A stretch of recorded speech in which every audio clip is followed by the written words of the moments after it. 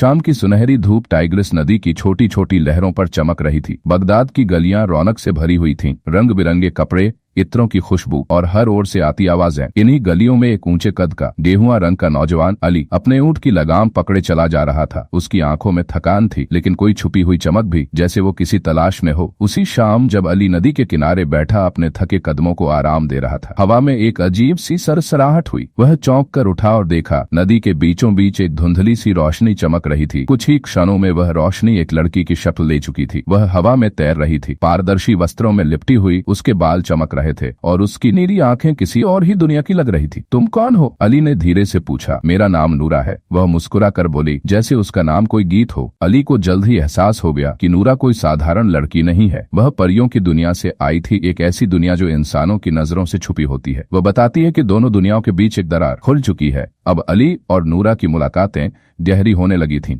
जैसे किस्मत ने उन्हें जोड़ दिया हो। लेकिन जल्द ही बगदाद पर एक साया छाने लगा। लोग बीमार पड़ने लगे, नदी सूखने लगी और रात के सपनों में एक डरावनी परछाई आने लगी। नूरा ने बताया कि यह सब एक गद्दार परी जगाल का काम है, जो दोनों दुनिया को तबाह करना चाहता है। उसे रोकने के लिए अली को परियों की दुनिया में जाकर वहाँ की रानी जहरा से मिलना होगा। अली एक आम इंसान अब जादुई जीवों, बोलती रोशनी और जीते जागते ख्वाबों की दुनिया में कदम रख चुका था। लेकिन हर मोड़ पर नूरा उसके साथ थी और हर कदम पर उनके दिल एक दूसरे के और करीब आ रहे थे। रानी जहरा ने उसका स्वागत किया, मगर चेहरा चिंता से भरा था। तुम इंसान हो, उसने कहा, मगर तुम्हारे अंदर कोई पुराना वादा धड़कता है। शायद यह वही वादा है जो कभी हमारे और तुम्हारी दुनिया को जोड़ता था। तुम्हें जगाल को रोकना होगा, पर उसकी कीमत नूरा होगी। अली के सामने दो रास्ते थे, या तो जगाल को रोके, नूरा को खोकर दुनिया को बचाए, या फिर अपने इश्क को चुन कर दो, दुनियाओं को बर्बादी की ओर छोड़ दे। अगर तुम्हें मुझे छोड़ना पड़े, नूरा ने पूछा, क्या तुम कर पाओगे? अली ने उसकी ओर देखा, उसकी उंगलियां थाम ली। अगर ये दुनिया बच जाए और तुम न रहो तो वो बची कैसे? मगर अगर तुम हो